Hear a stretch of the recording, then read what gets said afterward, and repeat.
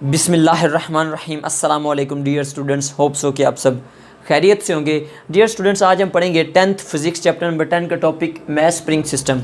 Dear students, इससे पहले हमने लास्ट लेक्चर में सिंपल हार्मोनिक मोशन को डिफ़ाइन किया, उसके इंपॉर्टेंट फीचर्स को पढ़ा, उसके बाद कुछ जो टर्म्स थी associated with the simple harmonic motion उनको देखा।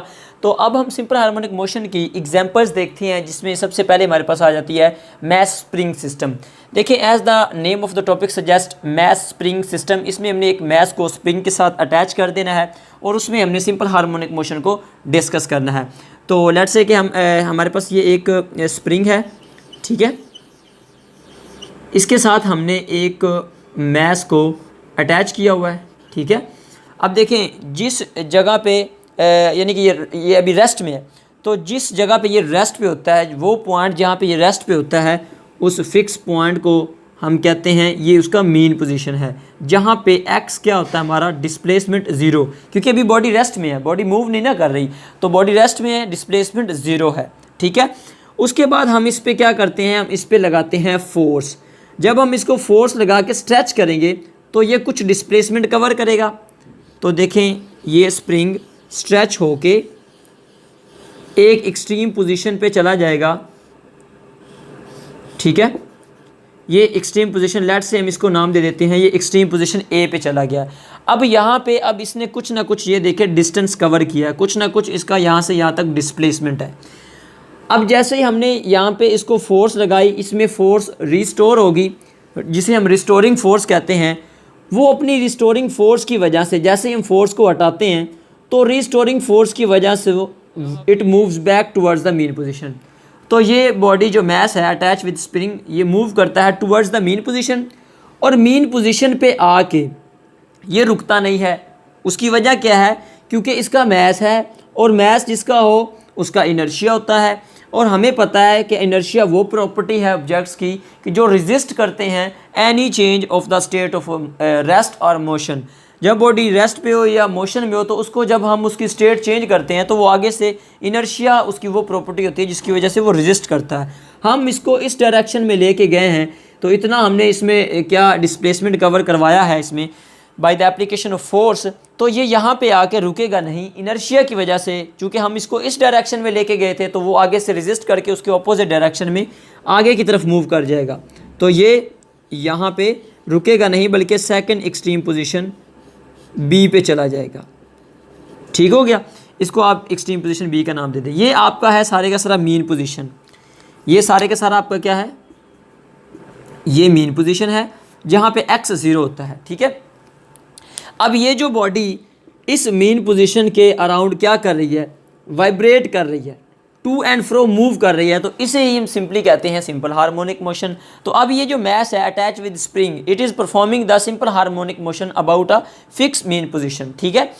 तो अब इसको हम मैथमेटिकल, इसकी डेरिवेशन है उसको देख लेते हैं। देखिए, जैसे हमने इस पर फोर्स लगाई, तो अकॉर्डिंग टू हुक्स लॉ, हमने ये 9th में पढ़ा हुआ है, फोर्स डिस्प्लेसमेंट की क्या होती है, डायरेक्टली प्रोपोर्शनल। तो अकॉर्डिंग टू हुक्स लॉ हमारे पास एफ किसके इक्वल आ जाता है, इज एफ को डायरेक्टली कर लें, F directly proportional to X, यानी जितनी हम फोर्स लगाएंगे उतना उसमें क्या आएगा, डिस्प्लेसमेंट एक्स आएगा। फोर्स बढ़ाएंगे तो आपका डिस्प्लेसमेंट ज़्यादा होगा, फोर्स कम करेंगे तो डिस्प्लेसमेंट कम। जब हम प्रोपोर्शनैलिटी के साइन को हटाते हैं तो हमारे पास एक कांस्टेंट आता है विद नेगेटिव साइन। अब ये नेगेटिव साइन इस वजह से आया है क्योंकि हमने जिस डायरेक्शन में फोर्स लगाई है उसके ऑपोजिट डायरेक्शन में बॉडी मूव करती है, क्योंकि हमने फोर्स, इसको इस डायरेक्शन में हमने फोर्स लगाई है, हमने फोर्स को लगा के इसको एक्सर्ट करके इसको स्ट्रेच किया है इन द राइटवर्ड डायरेक्शन, लेकिन बॉडी एक्सलेरेट करती है टुवर्ड्स द मीन पोजीशन। तो इसका जो डिस्प्लेसमेंट है वो हमेशा फोर्स के क्या है, हमारे पास ऑपोजिट आ रहा है, तो जिसकी वजह से ये हमारे पास नेगेटिव साइन आ गया है। अब अगर हम यहाँ से k की वैल्यू निकालें तो x यहाँ पे मल्टीप्लाई हो रहा है, सेकंड साइड पे आके क्या हो जाएगा, डिवाइड, f के नीचे आ जाएगा, यानी f ओवर x आ जाएगा। तो इसको हम इधर लिख लेते हैं माइनस, इसको k को इधर लिख लेते हैं, k इज़ इक्वल टू, अब f ओवर क्या आ गया, x, और ये नेगेटिव साइन इधर आ गया।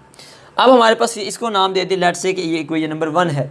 अब देखिए, हमें ये भी पता है कि जब भी हम किसी बॉडी पे फोर्स लगाते हैं, according to Newton second law, body पे फोर्स लगाते हैं तो उसमें एक्सेलरेशन प्रोड्यूस होता है, यानी किसी का मैस है, किसी बॉडी का मैस है, उसमें हम जब फोर्स लगाते हैं तो उसमें एक्सेलरेशन प्रोड्यूस होता है, ये हमने 9th में पढ़ा हुआ है। अब यही फोर्स की वैल्यू यहाँ पे पुट कर दें तो हमारे पास क्या आ जाएगा, K is equal to -ma/x।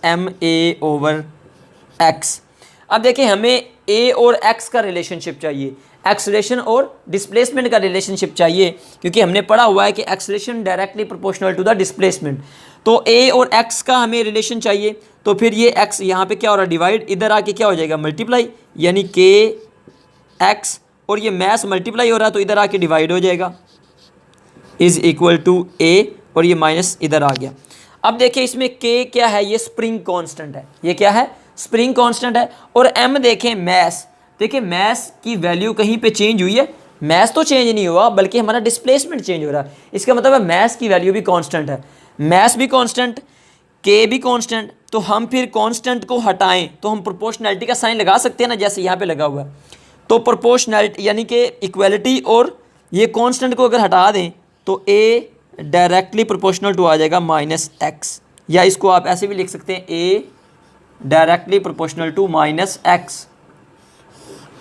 अब इसका क्या मतलब है, एक्सेलरेशन ये a है, एक्सेलरेशन डायरेक्टली प्रोपोर्शनल है x के, और ये नेगेटिव साइन ये शो कर रहा है कि जिस डायरेक्शन में हम बॉडी का डिस्प्लेसमेंट करेंगे उसके ऑपोजिट डायरेक्शन में बॉडी एक्सेलरेट करेगी। वो कैसे, अगर आपने ये यानी कि अगर आपने बॉडी को इस डायरेक्शन में क्या किया, डिस्प्लेस किया, आपने जो अभी यहाँ तक डिस्प्लेसमेंट कवर किया है वो आपने इस डायरेक्शन में, बॉडी किस डायरेक्शन में एक्सेलरेट कर रही है, इस तरफ, राइटवर्ड डायरेक्शन में। लेकिन जैसे ही आप फोर्स को रिलीज करते हैं बॉडी मूव किस तरफ करती है, बॉडी एक्सेलरेट किस तरफ करती है, मीन पोजीशन की तरफ। Acceleration always directed towards mean position होता है, एक्सेलरेशन की हमेशा डायरेक्शन जो होती है वो मीन पोजीशन की तरफ होती है। अब देखिए डिस्प्लेसमेंट हमारा इस तरफ है और एक्सेलरेशन इस तरफ है, तो इनकी ऑपोजिट डायरेक्शन की वजह से हमारे पास यहाँ पे क्या आ जाता है, नेगेटिव साइन आ जाता है। So that was all about the mass attached to spring and this performs the simple harmonic motion. Hope so कि ये आपको बड़ा अच्छी तरह से समझ आ गया होगा। लेकिन अगर फिर भी कोई क्वेश्चन हो तो कमेंट बॉक्स में जाके लाजमी पूछिए। अपना बहुत बहुत ख्याल रखिएगा। अल्लाह हाफिज़।